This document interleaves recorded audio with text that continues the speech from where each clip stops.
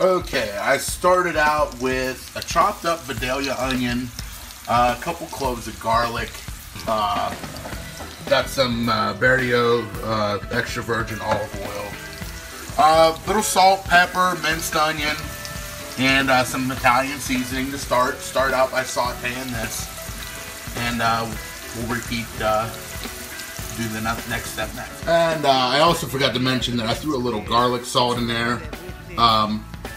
Mainly because it has parsley flakes in it, which I didn't have any. So I use this as well. It has plenty of garlic flavor though.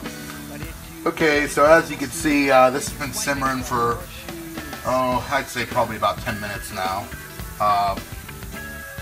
Most of the onions are brown. There are a few cloves of garlic, as you can see in there.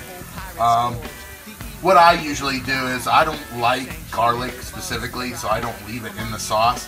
I actually pick them out, the cloves. I just like the flavor of garlic. You can leave them in if you want. It's up to you. Really, all you have to do is just make sure that these are nice and golden brown before you take them out. So that's the next step. All right, so the next step in my sauce, I'm going to add 2 pounds of ground chuck. I like chuck because it's not as greasy and it's a little healthier for you. I don't like that ground beef crap. It's like 60-40, I don't know, it's a ripoff.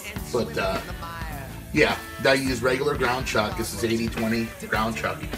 And we'll fry that up. Okay, now that I've got the ground chuck in the pan and it's now simmering. Another thing that you can do is you can add ground pork to this mix, and it'll give the sauce a lot of flavor. You can use just regular ground pork, and you can actually throw in just a dash of sage with it as well. It will kind of give it a little, almost like a sausage-like flavor. But yeah, that's another option that you can do for the sauce as well.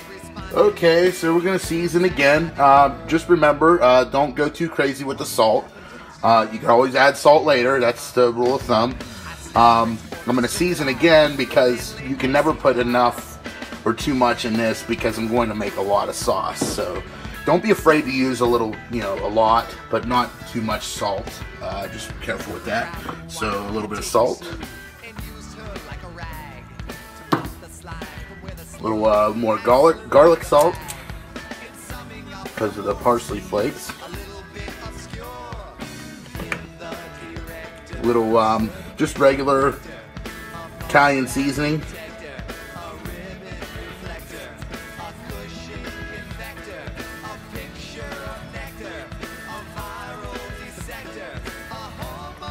And of course, a little black pepper.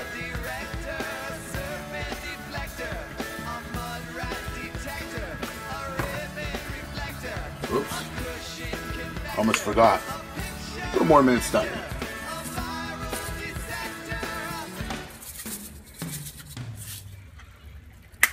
Excellent. Okay, so now our sauce, or our ground chuck, is good and brown. I'm going to transfer it over to a larger pot, which will make the sauce in. You just dump it in there and await further instructions. Now we're going to add the sauce. I know some of you are going to complain, you're using canned sauce or you're using this cheap sauce, whatever. I don't care. The sauce is plenty doctored. It'll taste great anyway when you're finished with it. So add the cans of sauce, and we're almost done. So you're gonna cook this sauce for, I would say maybe 2 or 3 hours. Just let it cook very slowly. As you can see, I've set my oven on the low setting, which is to simmer. Basically, that's it. You can add Romano cheese, Parmesan cheese, any other kind of cheese you want to, Asiago or whatever you want, to the sauce. And I would also recommend using, for pasta, I would use rotini or rotelli, or rigatoni, simply because the meat has something to stick to whenever you stick your fork in it. So, bon appetit! Your time is near, the mission's clear. It's later than we think. Before you slip into the night, you'll want something to drink.